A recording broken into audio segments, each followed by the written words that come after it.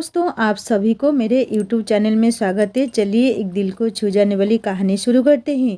मासूम लड़की से धोखे वाला शादी का पार्ट 2। पहला पार्ट यदि आपने नहीं सुना है तो ज़रूर सुन लीजिए। कहानी सुनने बाद सब्सक्राइब जरूर करना। तुम्हारी माँ अस्पताल आई थी, राजेश ने सीधे कहा। प्रिया के हाथ से कटोरा छूटते छूटते बचा। उसका रंग सफ़ेद पड़ चुका था।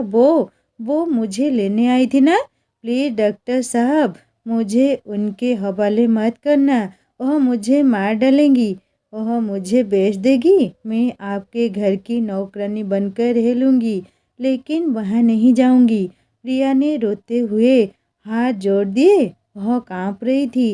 राजेश का दिल कटकर रह गया। उसे अपने पिछले दिनों के व्यवहार पर गहरी शर्मिंदगी हुई। उसने अनजाने में हाथ बढ़ाकर प्रिया के जोड़ हाथों को नीचे किया। मैंने उन्हें भगा दिया है। प्रिया और वह अब कभी वापस नहीं आएंगी।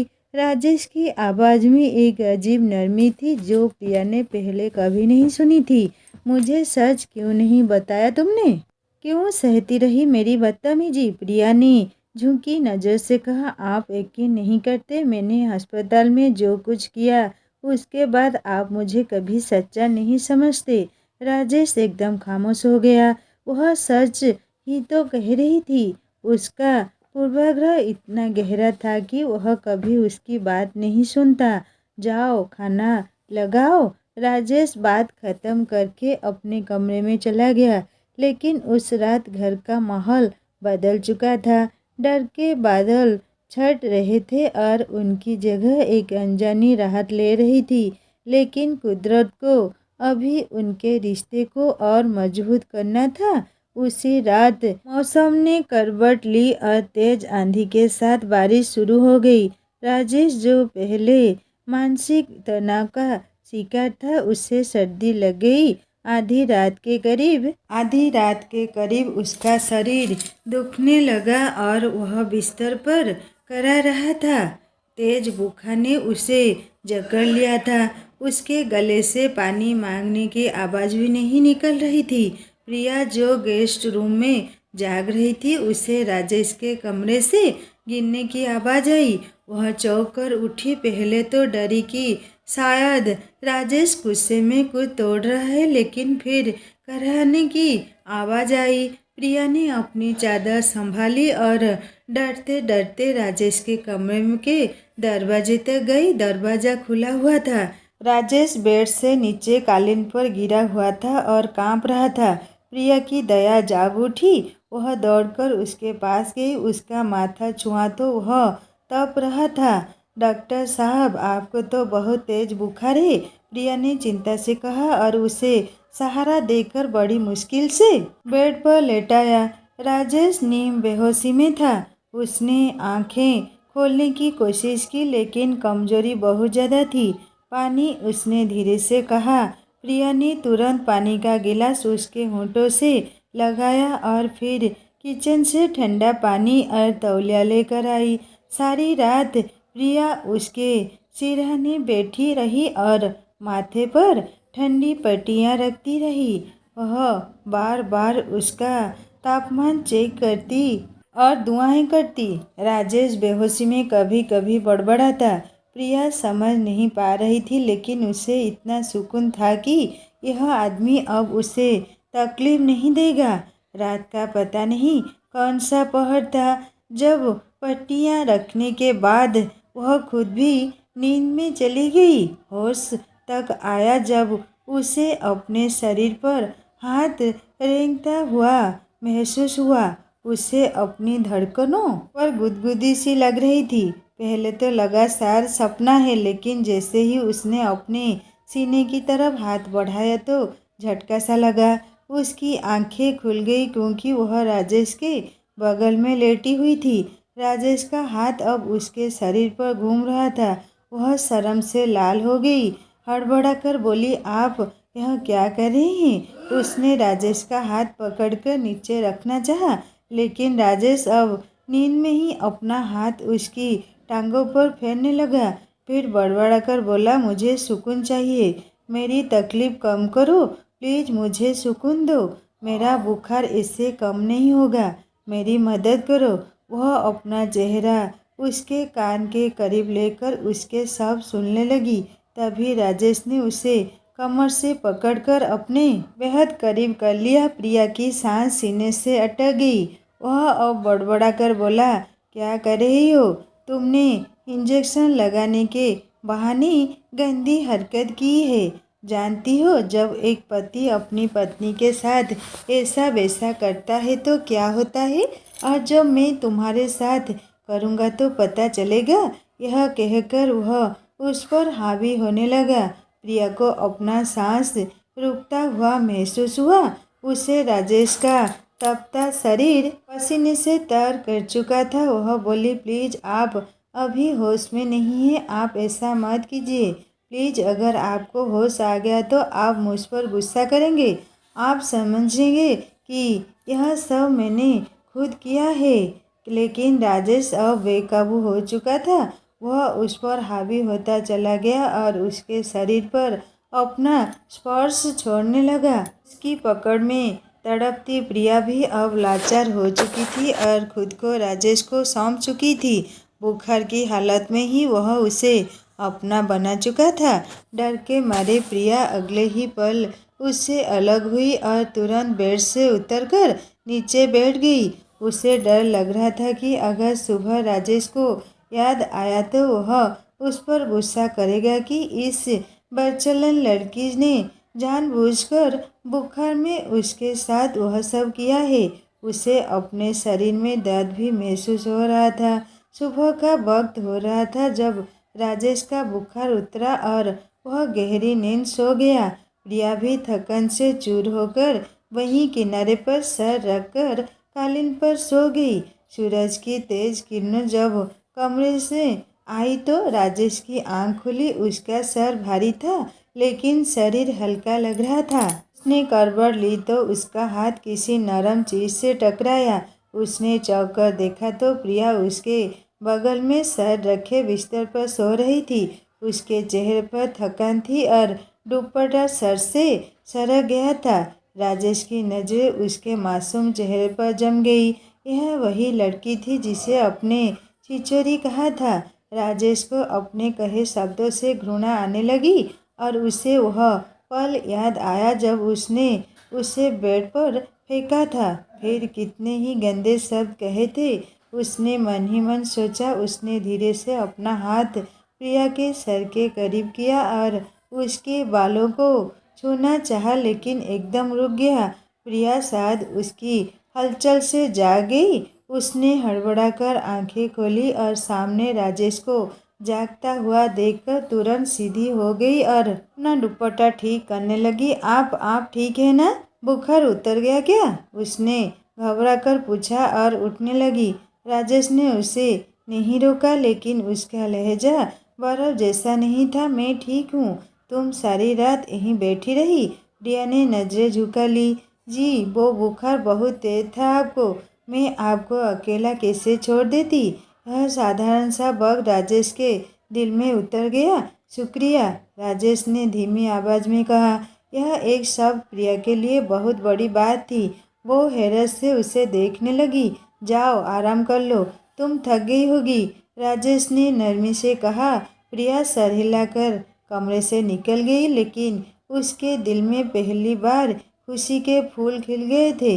उसे लगा कि शायद अब उसकी शक्ति में नरमी आ जाएगी और वाकई ऐसा ही हुआ। अगले कुछ दिनों में राजेश का व्यवहार बदल गया। वह अब घर आता तो दरवाज़ा जोर से नहीं खोलता था, ना ही खाने पर मुँह निकलता था।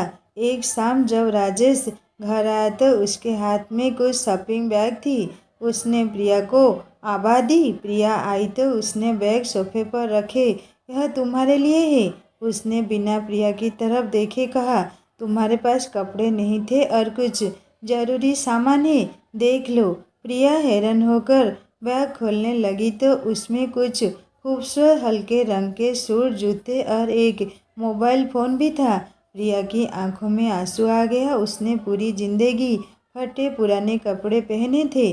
सौतीली माँ के उतरे हुए कपड़े पहनकर गुजारा किया था। आज पहली बार किसी ने उसके लिए नए कपड़े खरीदे थे।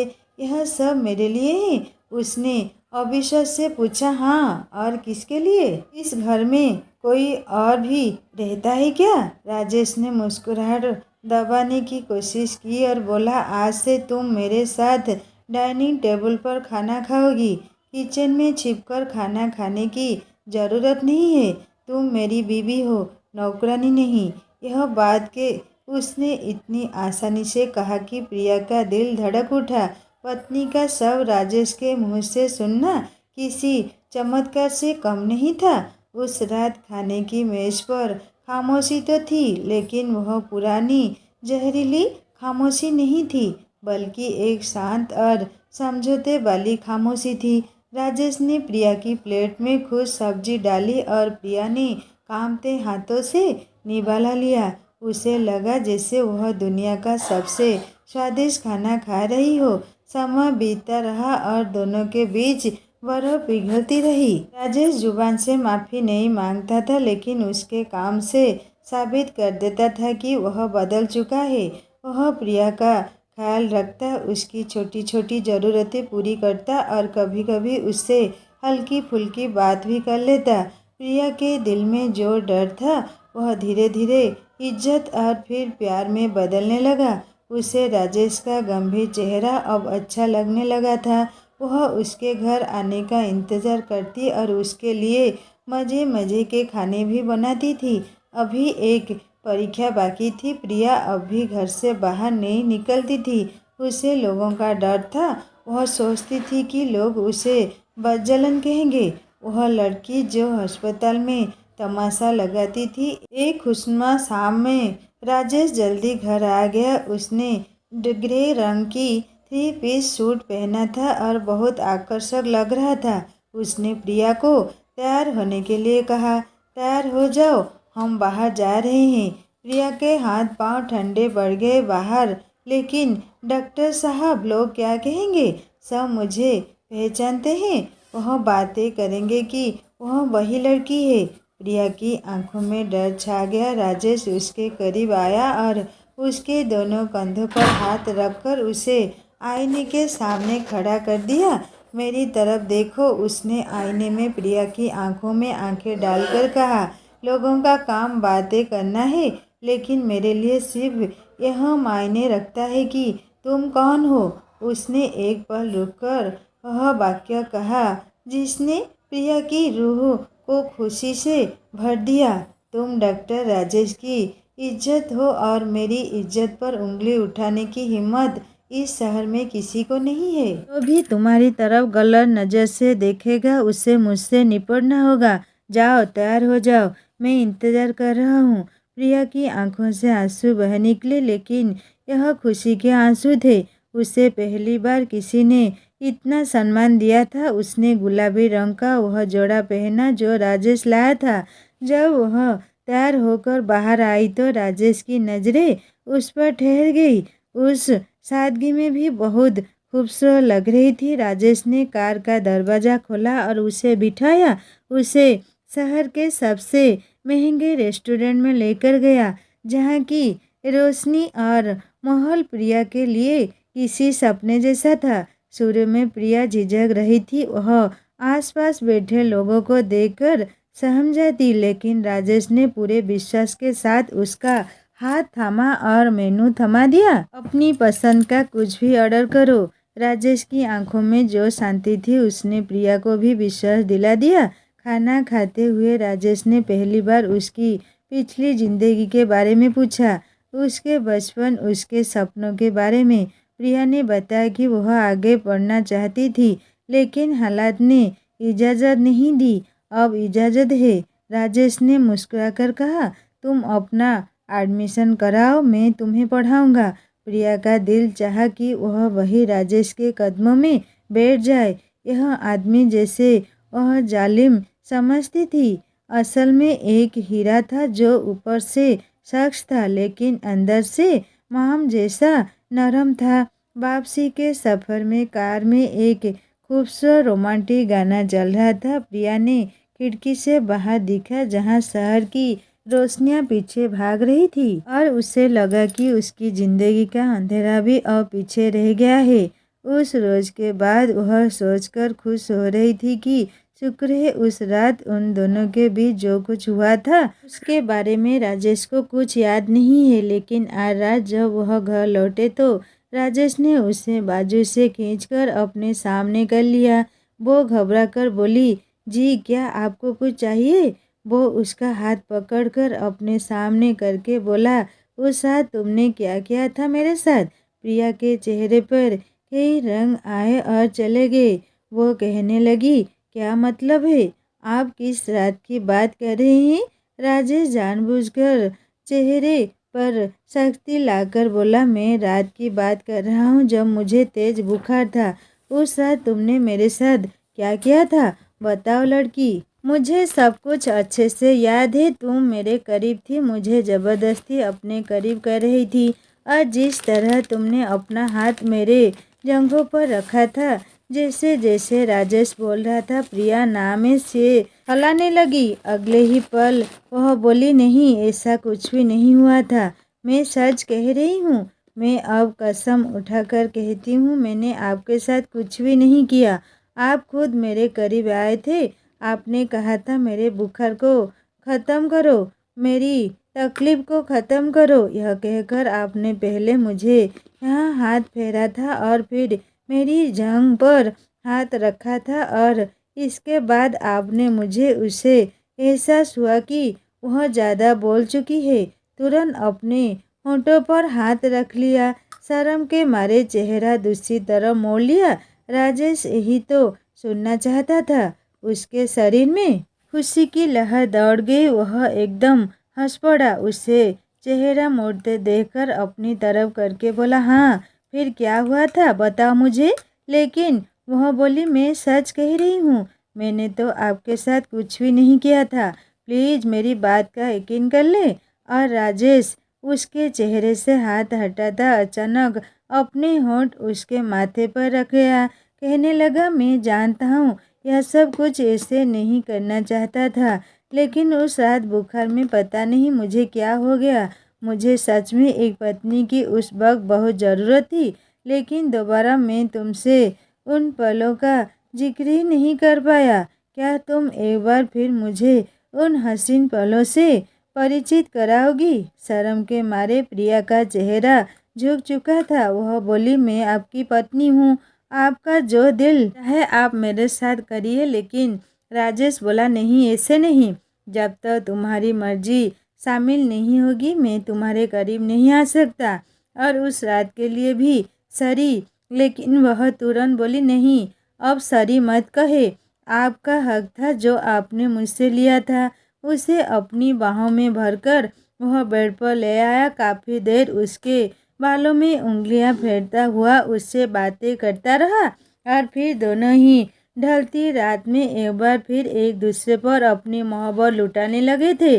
2 बार अपना हक लेने के बाद जब तीसरी बार भी राजेश उसके करीब आने लगा तो प्रिया की हालत खराब हो चुकी थी। वह कहने लगी, प्लीज राजेश बस कर दे, मैं आपको और नहीं सह पाऊंगी, मुझसे तो उठकर चला भी नहीं जाएगा। के सब सुनकर राजेश उसके होंठों पर झुक गया। फिर कहने लगा, अच्छा ठीक है, जैसा तुम कहो। वह उसे बाहों में भरकर वहीं सो चुका था और प्रिया को लग रहा था कि उसकी ज़िंदगी में सुकून अब आने वाला है। वह राजेश से प्यार करने लगी थी, हालांकि उसे आज भी राजेश के गुस्से से उतना ही डर लगता था। राजेश अब अस्पताल से घर लौटता और प्रिया उसके इंतजार में दरवाजे पर नजरें जमाए बैठी होती। उसे अब यकीन हो चला था कि उसके दुर्भाग्य के दिन खत्म हो चुके हैं और अब वह एक सुरक्षित जगह पर है। लेकिन किस्मत को शायद उनका यह सुकून पसंद नहीं आया। वो खुशनुमा शाम जिसमें वह दोनों लाउंज में बैठे चाय पी रहे थे और राजेश प्रिया को यूनिवर्सिटी के एडमिशन की जानकारी बता रहा था। अचानक बाहर से आने वाली पुलिस सायरन की आवाज़ और दरवाजे पर जोरदार दस्तक ने माहौल को बिगाड़ दिया। प्रिया के हाथ से चाय का कप चला गया और उसका रंग पीला पड़ गया। यह कौन है? उसकी आवाज़ कांप रही थी। राजेश ने उसे दिलासा दिया और खुद उठकर दरवाजे की तरफ चला गया। जैसे ही उसने दरवाज़ा खोला, बाहर का दृश्य देखकर उसके होश उड़ गए। पर्च में पुलिस की गाड़ी रखी थी जिसकी नीली लाल लाइटें घूम रही थी और गेट पर कुछ गुंडे जैसे लोग और मीना खड़ी चिल्ला रही थी, यही है वह घर। इसी घर में जालिम डॉक्टर ने मेरी मासूम बच्ची को कैद कर रखा है। निकालो बाहर मेरी बेटी को। मीना की आवाज़ में इतना जहर था कि आसपास के घरों की लाइटें जलने लगी और पड़ोसी बाहर निकल आए। पुलिस इंस्पेक्टर जो मीना के साथ था आगे बढ़ा और राजेश को धक्का देते हुए अंदर घुसने की कोशिश की। डॉक्टर राजेश, हमें सूचना मिली है कि आपने एक लड़की को अगवा करके जबरदस्ती यहाँ रखा हुआ है और उसके साथ जाति कर रहे हैं। हमें घर की तलाशी लेनी है। राजेश ने अपने मजबूत बाजू से इंस्पेक्टर का रास्ता रोका। उसके चेहरे पर डर के बजाय ऐसा गुस्सा था जिसने इंस्पेक्टर को भी रुकने पर मजबूर कर दिया। कारण कहाँ है इंस्पेक्टर? राजेश की आवाज़ गरजदार थी। और किसकी सूचना पर आप एक शरीफ नागरिक के घर में घुसने की कोशिश कर रहे हैं? इस औरत की बात पर जो खुद अपने इलाके की सबसे बड़ी दलाल है। मीना यह सुनकर और भड़क गई। वह पुलिस वालों के पीछे से चिल्लाकर बोली, देखा इंस्पेक्टर साहब कैसे इल्ज़ाम लगा रहा है। अरे मैं तो माँ हूँ। माँ का दिल तड़प रहा था अपनी बच्ची के लिए। प्रिया, ओ प्रिया, बाहर आ मेरी बच्ची, देख मैं तुझे लेने आई हूँ। मीना की पुकार सुनकर प्रिया जो लाउज के पर्दे के पीछे छुपी कांप रही थी, जिसके लिए सांस लेना मुश्किल हो गया। उसका पुराना डर फिर से उसके सामने खड़ा था। उसे लगा कि अब राजेश भी कुछ नहीं कर सकेगा। पुलिस उसे ले जाएगी और मीना उसे उसी नरक में धकेल देगी जिससे वह भागी थी। डर के मारे उसके पैर लड़खड़ाए और वह कालीन पर गिर गई। राजेश ने मुड़कर देखा तो प्रिया की हालत खराब हो रही थी। उसका दिल दुख उठा। जानता था कि अगर आज वह कमज़ोर पड़ा तो प्रिया जीते जी मर जाएगी। उसने प्रिया की तरफ हाथ बढ़ाया और ऊंची आवाज़ में कहा, प्रिया बाहर आओ। प्रिया ने डरी हुई नज़रों से राजेश को देखा। राजेश की आंखों में ऐसा विश्वास था। उसने प्रिया को चुंबक की तरह खींचा। वह उठकर खड़ी हुई और कांपते कदमों से चलते हुए दरवाजे तक आ गई। जैसे ही वह बाहर निकली, मीना ने नकली आंसू बहाते हुए उसकी तरफ लपकी, मेरी बच्ची, क्या हाल कर दिया इस जालिम ने तेरा। आ मेरे पास आ। मीना ने प्रिया का बाजू पकड़कर खींचना चाहा तो प्रिया की चीख निकल गई। लेकिन अगले ही पल एक मजबूत हाथ ने मीना की कलाई को जकड़ लिया। यह राजेश का हाथ था। उसने एक झटके से मीना का हाथ प्रिया के बाजू से हटाया और प्रिया को खींचकर अपने पास कर लिया। अपना बाजू उसके चारों तरफ लपेट दिया जैसे कोई दीवार हो। खबरदार, अगर इसे दोबारा हाथ लगाने की कोशिश की। राजेश की आंखों में खून उतर आया था। उसने भीड़ की तरफ देखा जहां अब काफ़ी लोग जमा हो चुके थे और ऊंची आवाज़ में बोला, यह लड़की कोई अगवा कैदी नहीं है। यह मेरी बीवी है, मिस प्रिया राजेश, और इसकी मर्जी के बिना इस दुनिया की कोई ताकत इसे यहाँ से नहीं ले जा सकती। इंस्पेक्टर ने व्यंग से हंसते हुए कहा, यह शादी का प्रमाण पत्र तो कोई भी नकली बनवा सकता है। डॉक्टर साहब, लड़की की माँ कह रही है कि आपने इसे उठाया है। लड़की खुद गवाही देगी। इंस्पेक्टर ने प्रिया की तरफ रुख किया जो राजेश के सीने में मुंह छुपाए खड़ी थी। बेटी डरो मत, बताओ सच क्या है। तुम्हें जबरदस्ती लाए थे। प्रिया का गला सूखा था। वह कुछ बोलना चाहती थी लेकिन शब्द साथ नहीं दे रहे थे। राजेश ने उसके कंधे को दबाया, कहने लगा, बोलो प्रिया, डरो मत। आज यह फैसला हो जाने दो। प्रिया ने सर उठाया। उसने मीना की तरफ देखा जिसकी आंखों में धमकी थी और फिर राजेश की तरफ देखा जिसकी आंखों में सुरक्षा थी। उसने एक गहरी सांस ली और राजेश का हाथ मजबूती से थाम लिया। यह मेरे पति हैं। प्रिया की आवाज़ शुरू में धीमी थी लेकिन फिर मजबूत हो गई। मैं अपनी मर्जी से इनके साथ हूँ और यह औरत, उसने मीना की तरफ उंगली उठाई, यह मेरी माँ नहीं है। यह मेरी सौतेली माँ है जो मुझे बेचना चाहती थी। डॉक्टर राजेश ने मुझे अगवा नहीं किया बल्कि मुझे पनाह दी है। उन्होंने मुझे उस घटिया औरत से बचाया। मीना का रंग एकदम उड़ गया। वह बेख्याला कर बोली, झूठ बोलती है यह। डॉक्टर ने इसे सिखाया है। इंस्पेक्टर साहब, गिरफ्तार करो इस डॉक्टर को। राजेश ने तंजिया मुस्कुराकर अपनी जेब से एक फोल्डर निकाला जो शायद वह पहले से तैयार करके रखा था। गिरफ्तार तो अब तुम होगी मीना। राजेश ने वह फोल्डर इंस्पेक्टर को सौंपा। इंस्पेक्टर साहब, यह सेठ करण और इस औरत के बीच हुई फोन कॉल की रिकॉर्डिंग है और बैंक ट्रांजैक्शन के सबूत भी है जिसमें यह मेरी पत्नी का सौदा 5 लाख में कह रही थी। मैंने पिछले हफ्ते प्राइवेट डिटेक्टिव से यह सब इकट्ठा किया था ताकि आज के दिन इसका मुंह बंद करवा सकूं। इंस्पेक्टर ने सबूत देखे और फिर मीना की तरफ देखा जिसके चेहरे रंग उड़ चुका था। सबूत इतने पक्के थे कि इनकार की गुंजाइश नहीं थी। इंस्पेक्टर का रवैया तुरंत बदल गया। उसने मीना की तरफ इशारा किया, हथकड़ी लगाओ इसे। इंसान की तकरीर का केस लड़ेगा। पुलिस वाले मीना की तरफ बढ़े तो वो चीखने चिल्लाने लगी, नहीं नहीं, यह झूठ है। प्रिया, बचा लो मुझे। अरे मैंने तुझे पाला है। लेकिन प्रिया ने अपना चेहरा राजेश की बाहों में छुपा लिया। मीना और उसके गुंडों को पुलिस घसीटते हुए ले गई और भीड़ भी बिखर गई। राजेश ने गेट बंद किया और कुंडी लगा दी। पोर्च में गहरी खामोशी छा गई, सिर्फ हवा की आवाज़ थी। प्रिया अभी भी कांप रही थी। राजेश ने उसे अपनी बाहों में भर लिया। खत्म हो गया प्रिया, सब खत्म हो गया। अब तुम्हें डरने की जरूरत नहीं है। वह कभी वापस नहीं आएगी। वहीं पोर्च में खड़ी खड़ी फूट फूट कर रो पड़ी।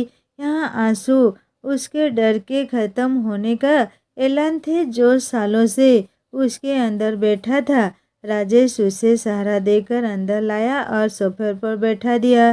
फिर उसे पानी पिलाया और उसके पास बैठ गया। मैंने तुमसे कहा था ना कि तुम डॉक्टर राजेश की इज्जत हो और मेरी इज्जत की तरफ कोई गंदी नज़र से नहीं देख सकता। प्रिया ने सर उठाकर उसे देखा। उसकी आंखें शुक्रिया और प्यार से भरी थी। आपने मेरे लिए इतना कुछ किया, वह सबूत, वह सब। राजेश ने मुस्कुराकर उसके आंसू पोंछे। मैं एक डॉक्टर हूँ प्रिया, जांच करना मेरा काम है। जब तुमने उस रात दुआ मांगी थी ना, मैं उसी वक्त समझ गया था कि मामला कुछ और ही है। मैंने जांच की तो हकीकत सामने आ गई। मैं बस सही वक्त का इंतजार कर रहा था। कमरे में सुकून हो गया था। बाहर का तूफान थम चुका था और अंदर का तूफान भी अब शांत लहरों में बदल रहा था। राजेश उठा और अपने कमरे में फर्श एक बॉक्स लेकर आया। प्रिया हैरानी से उसे देखती रही। राजेश ने उसका हाथ थामा और उसकी कलाई पर जहाँ मीना ने नाखून गाढ़े थे वहाँ दवा लगाने लगा। उसका स्पर्श इतना नरम था कि प्रिया को यकीन नहीं आया कि यह वही हाथ है जिन्होंने पहली रात उसे दर्द दिया था। दवा लगाने के बाद राजेश ने बॉक्स बंद किया लेकिन प्रिया का हाथ नहीं छोड़ा। वह फर्श पर घुटनों के बल बैठा गया जबकि प्रिया सोफे पर बैठी थी। अब राजेश का कद प्रिया से छोटा था। यह उसके अहंकार के झुकने का दृश्य था। प्रिया, राजेश ने गंभीरता और पछतावे से कहा, मैं आज तुमसे एक कबूलनामा करना चाहता हूँ और माफ़ी मांगना चाहता हूँ। प्रिया ने दुख से उसके मुंह पर हाथ रख दिया। नहीं राजेश, प्लीज़ माफ़ी मत मांगे। आप मेरे मसीहा हैं। आपने मुझे बचाया है। राजेश ने नरमी से उसका हाथ हटाया और उसे अपने हाथों में थाम लिया। नहीं प्रिया, मुझे कहने दो, यह बोझ मेरे सीने पर बहुत भारी है। उसकी आंखों में नमी आ गई। अस्पताल में मैंने तुम्हें जो शब्द कहे थे अभी तो सिर्फ सुई चुपी है। और फिर शादी की पहली रात मैंने तुम्हें जिस तरह व्यवहार किया, तुम्हें बेड पर फेंका, तुम्हें अपमानित किया, मैं उस दर्द के लिए शर्मिंदा हूँ। मैं एक हैवान बन गया था। मैंने तुम्हारी मजबूरी को, तुम्हारी चालाकी समझा। मैंने तुम्हारी मासूमियत को धोखा था, जबकि तुम सिर्फ अपनी इज्जत बचाने की लड़ाई लड़ रही थी। एक डॉक्टर होकर भी मैं इंसान को पहचान ना सका। राजेश की आवाज़ भर आ गई। क्या तुम मुझे उस जुल्म के लिए माफ़ कर दोगी? क्या तुम मुझे एक मौका दोगी कि मैं तुम्हारे उन जख्मों का इलाज कर सकूं जो मैंने खुद तुम्हें दिए थे? प्रिया की आंखों से आंसू बहकर राजेश के हाथों पर गिरने लगे। उसने झुककर राजेश के माथे को चूम लिया, जो इस बात का संकेत था कि उसने उसे दिल से माफ़ कर दिया है। राजेश, जिस दिन आपने मुझे अपनी इज्जत कहा था, मैंने उसी दिन सब कुछ भुला दिया था। आपने मुझे वह जिंदगी दी जिसका मैंने सपने में भी तस्वुर नहीं किया था। आपने मुझे कैद नहीं किया, बल्कि मुझे दुनिया की सबसे सुरक्षित जगह दी है। आपसे कोई शिकायत नहीं है। राजेश ने मुस्कुराकर प्रिया के हाथों को चूम लिया और उठकर उसके बराबर में बैठ गया। तो फिर आज से इस घर में कोई कैदी नहीं है। आज से हम दोनों बराबर के जीवन साथी हैं। उसने प्रिया के चेहरे को हाथों में लिया। कल से तुम्हारी यूनिवर्सिटी की तैयारी शुरू होगी। तुम डॉक्टर बनोगी या जो भी कुछ बनना चाहो, मैं तुम्हारे साथ खड़ा रहूँगा, हमेशा एक छाया की तरह। प्रिया ने अपना सर राजेश के कंधे पर रख दिया। उसे लगा कि वह सालों की थकान के बाद अब जाकर राहत की सांस ले रही है। तो प्यारे दोस्तों, कैसी लगी आज की कहानी? कमेंट में ज़रूर बताएं। वीडियो अच्छे लगे तो प्लीज़ लाइक करें और ज़्यादा से ज़्यादा शेयर करें, और चैनल पर नए हैं तो सब्सक्राइब ज़रूर करें और बेल आइकन दबा दें। धन्यवाद।